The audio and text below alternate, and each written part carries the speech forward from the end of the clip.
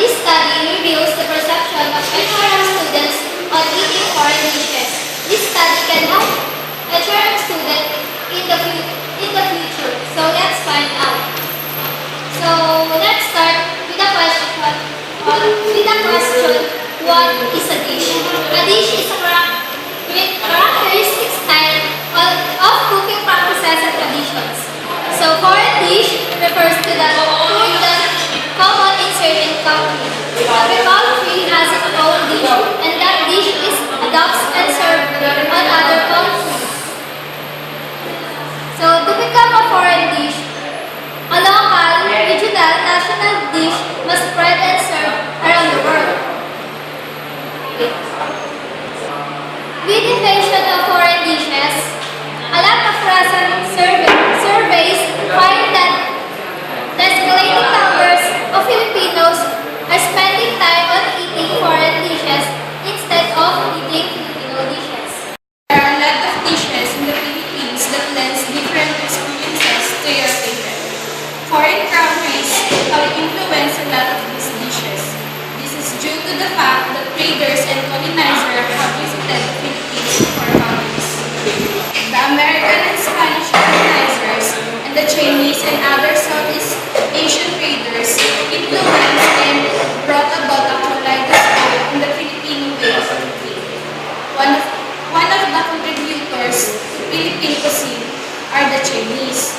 Chinese influence on Philippine cuisine is found in noodle dishes such as bihon, miki, mami, lomi, miswa, and sotanghon. These are generally called pancit. Foreign dishes affect the culture of the Philippines because it gives new flavor to the Filipinos. Some of the Filipino prefer to use the foreign dishes for their business than Filipino cuisine. Because of this, help them to improve their business by using foreign dishes.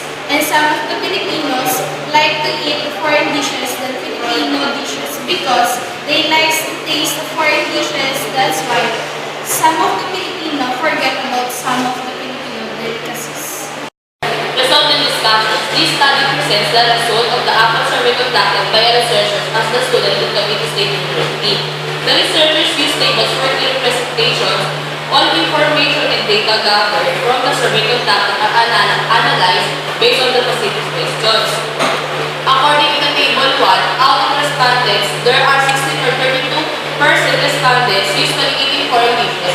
There are 29 or 58% respondents occasionally eating foreign dishes, and there are 5 or 10% respondents always eating foreign dishes.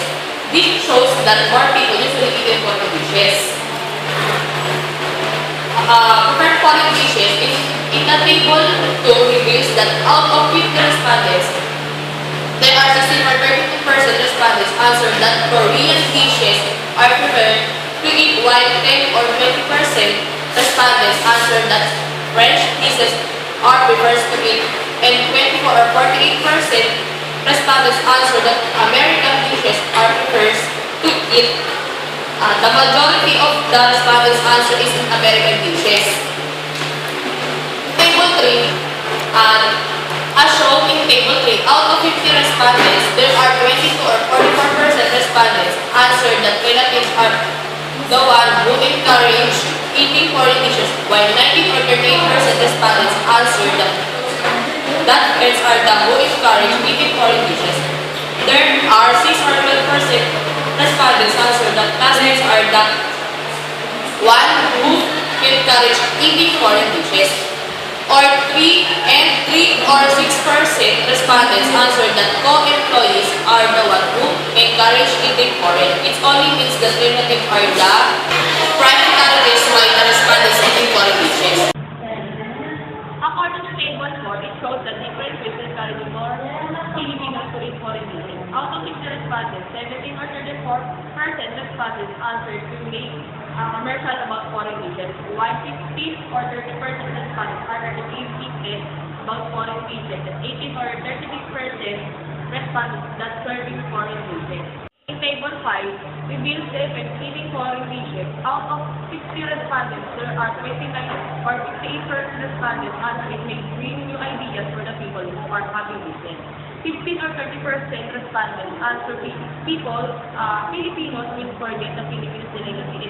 There are 6 or 12% respondents answer the tongue of Filipinos may always eat foreign dishes. The majority of the respondents answer the foreign dishes may bring new ideas for the people who are having listened. In table 6 show the different impacts on eating foreign dishes. Out of 50 respondents, there are 15 or 30% respondents answer in Filipinos like eating foreign dishes.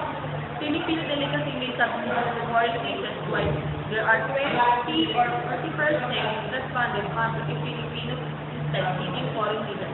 Filipino delicacy will remain a last meal. There are also 15 or 30% respondents answer the industry of the Philippines will food. The majority of the respondents answered if Filipinos dislike eating foreign dishes, Filipino delicacy will remain.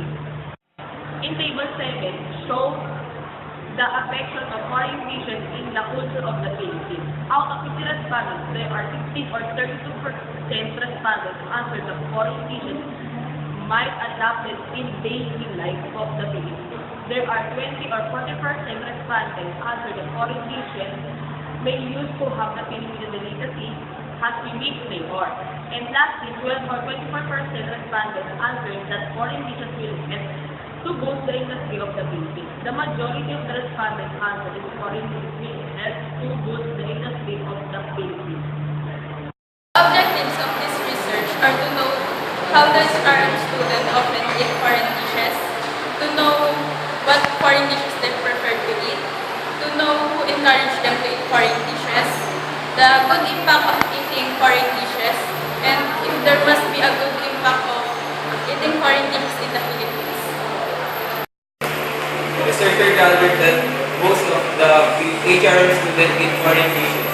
Additionally, some Filipinos were preferred eating American dishes. The relatives encouraged them to eat foreign dishes. According to the research, Filipinos eat on foreign restaurants when they have family reunion. According on respondents, the effect of foreign dishes in the Philippines is this will bring new ideas for the people who have business and the good revamp on eating foreign dishes is if Filipinos dislike eating foreign dishes, Filipino delicacy